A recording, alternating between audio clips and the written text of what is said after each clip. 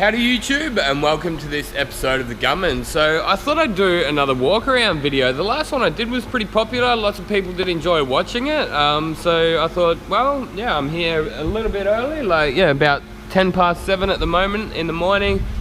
It's Friday today, so it's been a pretty busy week as usual, but we've done quite good this week. We've done quite well, the team here at getting all the work done. So if you look over here, you can get a rough idea of the amount of jobs that we actually do per week. So, well, this is just actually the back half of this week. So that would have to be around 20 cars, but that's just from Wednesday to Friday. So you add Monday and Tuesday in, it'd be 25 to 35 cars a week, I reckon we'd get through between the four of us painters. But this week, Alan was actually off Monday to Wednesday. He was like, nearly dead, man. Like, he was not looking in a good way when he did finally make it in yesterday. But yeah, between us, we've done quite well. We all do work as a team, you know, like good communication. That's one thing I've found is like key to running a effective and efficient workshop. I think, you know, you really do need to communicate with not just between the painters, but between the panel guys and the office staff, and just have some good systems in place, I guess. Even just little things like everybody needs to read the job sheet, you know, like this job sheet might say paint door handles or paint all trims or whatever, and it might even say to paint the rims on this job, you know what I mean? But yeah, like if I don't read that job sheet, this car gets painted, put back together, put outside, and then very last minute the owner's probably waiting in the office and the wheel needs painting, but no one did it. So it's like either a really, really quick rush job just to squirt some paint on there and do a half-assed job on it, or have those good systems in place that make that everyone's life easier, really. Those kind of bit of communication and good systems, I guess. But yeah, this job here is I think it's like a C180 Benz. Not really my favorite shape of Mercedes. I do love my Mercedes Benz, but I found like the era from 2000 to 2010, they got some, I don't know, not the best looking Mercedes Benz. I don't know, I don't really have to say much more. To me, that's not like the classy style of Mercedes-Benz, but the ones from sort of like 2010 onwards, I reckon they look really good. And I've actually got a bit of a plan to get a Mercedes-Benz one day. I'm going to save up for a while and obviously not buy a brand new one, buy one that's, I don't know, 4 or 5 years old or something. Let someone else lose their $50,000, and then once it's a relatively reasonable price, I'm going to get one. I really like the C200s, C250s. They're good cars. But this car here is obviously a race race. So this thing came in for faded paint mainly, but we obviously primed and redid some repairs too. So with the bonnet, that was pretty bad, and I just said to the panel beaters have actually helped us on this. They did all the stripping work, they did the repairs. We primed it, but then they ended up blocking it down as well. But when he was paint stripping it, or stripping the paint back, I said to him, with the bonnet, just throw some paint stripper onto it, some liquid paint stripper, and just took it all off, took it back to bare metal.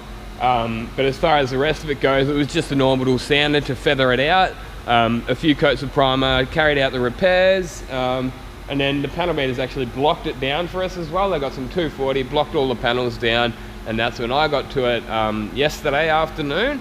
And then I was able to just use the orbital sander down the side, scuff all my edges down.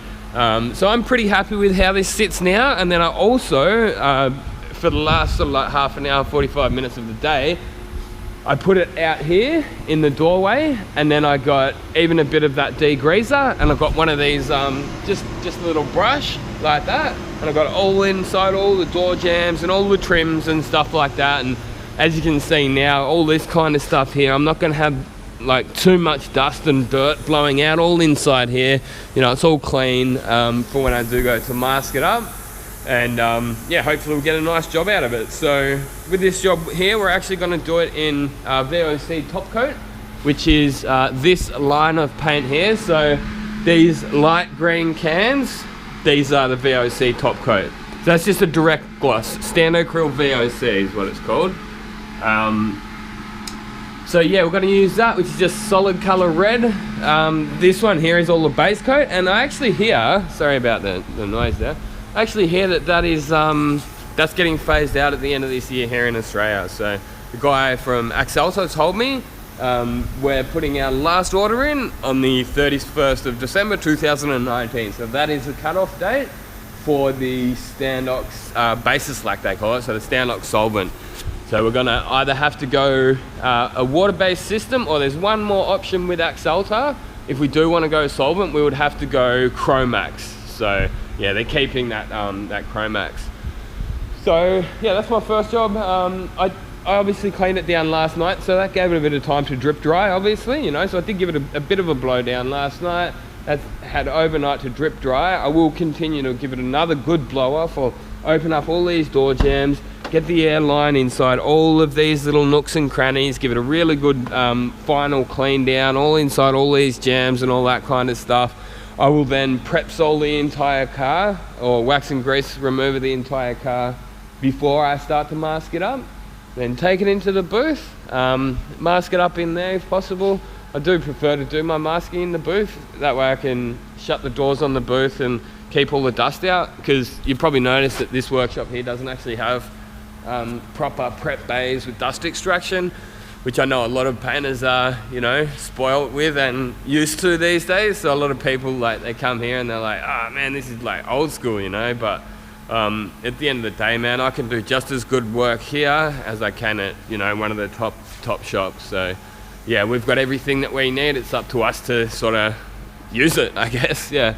Now this is actually a great shop. Like, I was doing a live video. I haven't done many live videos, but I was just playing around with it, and I was actually doing it off my phone, like live streaming off my phone one Saturday. And in the live comments, someone was like, "Oh, that's a pig of a shop," and I'm like, man. I would nearly guarantee that you'd give up all of your worldly possessions to own this shop, because within like 5 years you'll be able to buy them all back, you know. Like this, you got 2 completely functioning spray booths. This place is massive. Like, as you saw on that list up there, we get 25 to 35 jobs done a week, you know. I guess not everyone is a seasoned Gunny subscriber, so you probably haven't even all seen all the walkthroughs in the shops that I've done, in this shop, sorry. So this is the panel shop. This is where all the cars get repaired and refitted up. So yeah, we just got, you know, a pretty good mix. That's another thing I actually do like about this shop. You get like a good mixture of the prestige cars, but also just the everyday cars. So I think it's also good for apprentices to learn. Like, I still get to, you know, do my nice Volvo XC90, do my F-Pace Jag, do my nice BMW. But then Alan, when he's still learning, he can do his commercial ute, you know what I mean? He can do his Hyundai i30 or whatever it be. And then everything in between, just your daily driver, but still a nice car, you know, like a Pathfinder.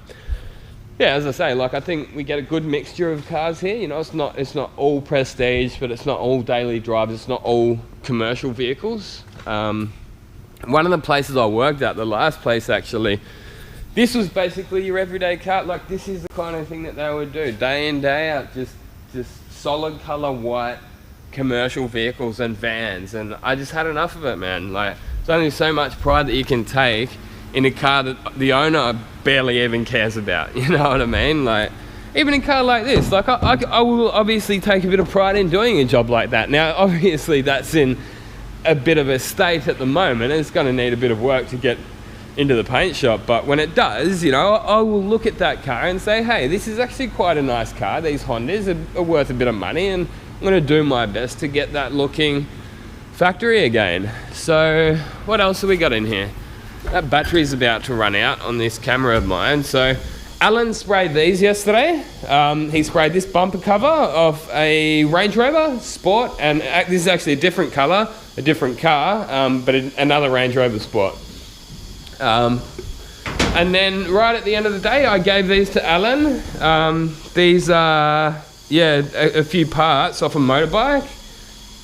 I think they're like the back fairings or something like that off a motorbike. And I actually sprayed these with the flakes.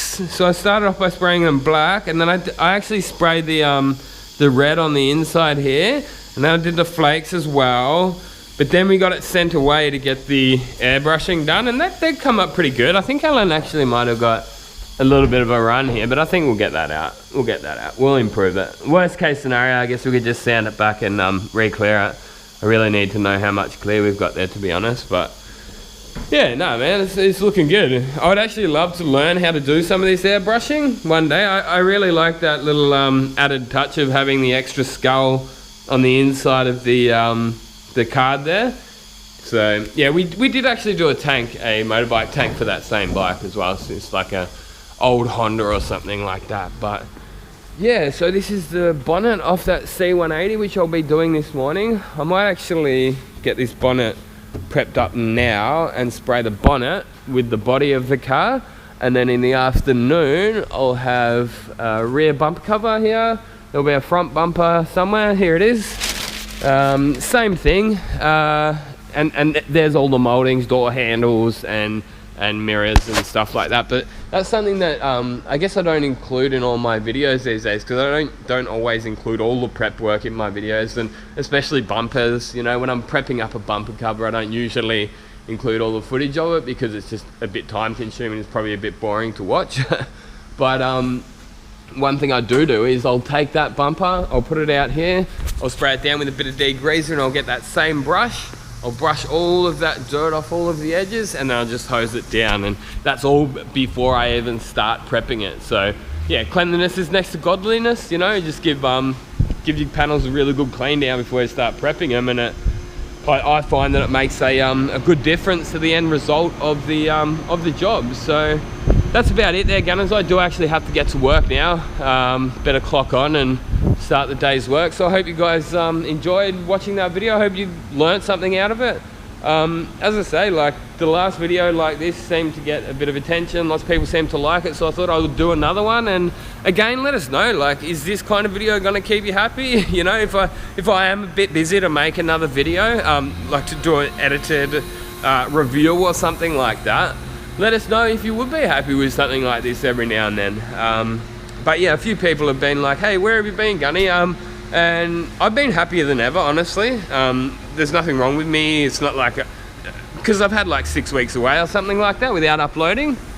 I'm actually in a really good place, you know, like I'm happy at work, I'm happy at home, got a good work-life balance, you know. I do like maybe 1 hour overtime every morning, and yeah, I'm doing well. So anyway, I think we'll just leave it at that there, gunners. I've got to get to work and get this respray done. So yeah, until next time, get out there and paint some shit. Gunman out.